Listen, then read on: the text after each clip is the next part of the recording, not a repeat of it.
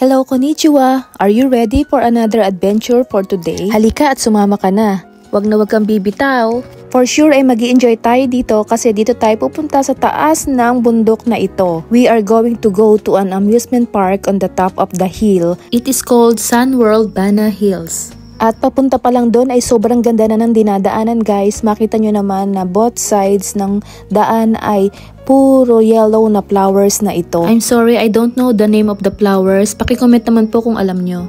Nami-maintain talaga nila yung mga flowers na yan. Ang galing talaga. I am so amazed. So yung pupuntahan natin ay para daw siyang Disneyland ng Vietnam. Nag-reserve na kami agad a day before via Klook at ang binayaran namin ay mga 2,000 pesos each.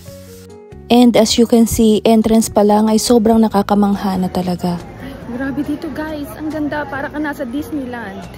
Naglakad na kami papasok at ayan ang ating Disney princess for today. Ang daming plants, trees, and flowers sa paligid.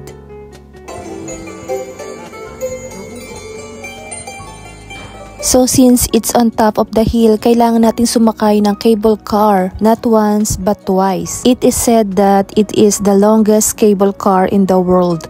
Sobrang haba guys ng biyahe, mga 30 minutes siguro ang cable car ride na ito. Pero may enjoy nyo naman yung view. Pero kung mahihiluhin kayo at motion sickness, sigurado ay masusuka kayo dito. Kaya uminom na kayo ng gamot. But if you are a nature lover like me, ay magi-enjoy kayo for sure sa pagkuha ng mga photos and videos. Kasi sobrang green at sobrang ganda talaga. It's also a good chance to talk to each other and have fun. Just like the three of us, we talked about the past, the present, and the future of our life. Lalo na sa mga teenager na mahilig tumakas sa mga usapan. Ngayon, wala siyang ligtas, wala siyang lalabasan. That's why we really have a meaningful conversation. And then, pagbaba namin sa cable car, ay napakagandang prinsesa ang sumalubong sa amin.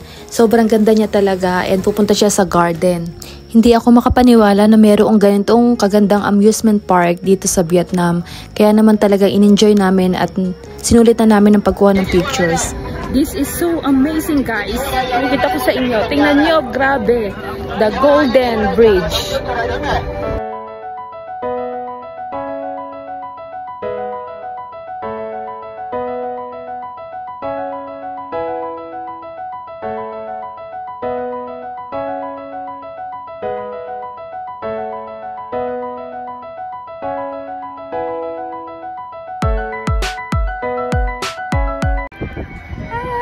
Welcome to Bana Hills.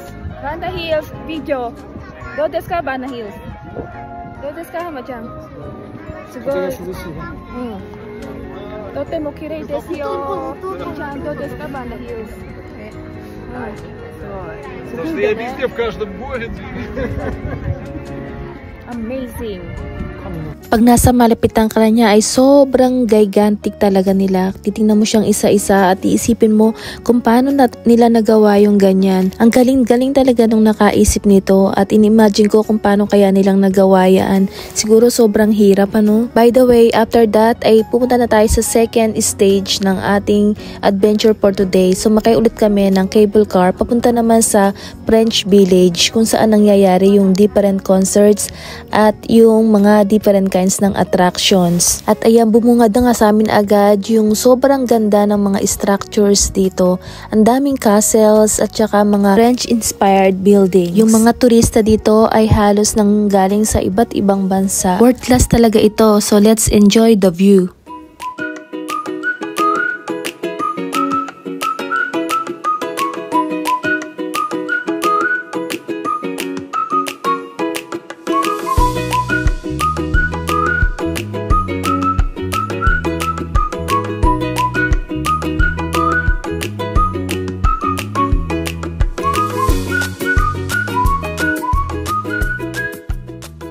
There are different concerts and performances everywhere na talagang mai-enjoy nyo. Pwede rin kayong magpa-picture sa kanila.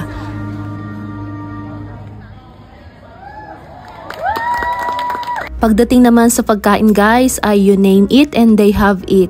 For lunch ay naisipan namin na kumain kami ng banh mi dito. Mga 150 pesos siya, pero pag sa labas ka bibili ay nasa 50 pesos lang yan.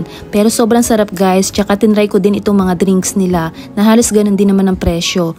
Talagang magi-enjoy ka dito sa pagkain. Meron din silang buffet na almost I think mga 2,000 to 3,000 pesos, pero mga international food at sobrang dami. So since madami kaming nakain sa buffet ng hotel this morning, ay naisipan namin kumain ng Korean barbecue na lang dito. Kumain kami ng banh mi at nag-inom-inom kami. Ang lalaki ng barbecue nila dito. Sulit na sulit. Let's try.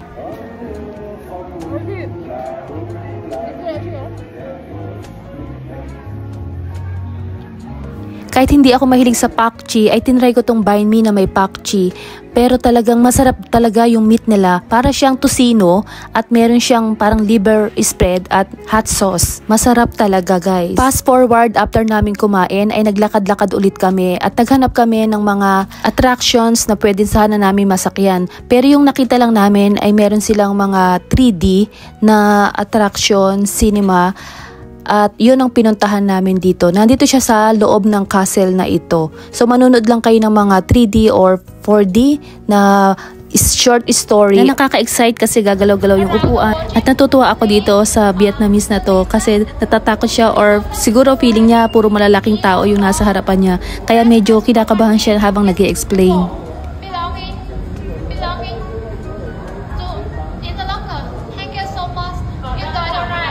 So itong nasakyan namin na to ay para siyang magic carpet ride na magta-travel kayo all around the world. Kaya gagalaw-galaw talaga yung upuan. Kaya sa sobrang excitement ng anak ko, siguro ay dito nangyari ang hindi niya kagustuhan na malaglag ang kanyang earpods na sobrang mahal pa daw naman ang pagkakabili niya. Kaya lesson learned, mind your own things para hindi ito mawala. After a whole day of happiness and fun ay medyo nalungkot tuloy yung anak ko pag uwi namin.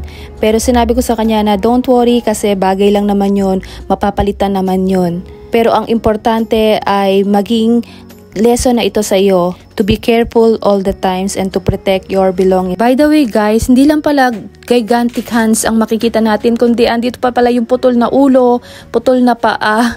Nakakatakot ano? Kasi parang putol-putol talaga siya. Ay nako. Pero ayan, pauwi namin ay medyo umambon pa at umulan. Buti na lang at tumigil din agad-agad. Kaya ayan, pabalik na kami sa bahay at makikita nyo sa anak ko na medyo nalulungkot talaga siya. Thank you for watching guys. See you on my next vlog.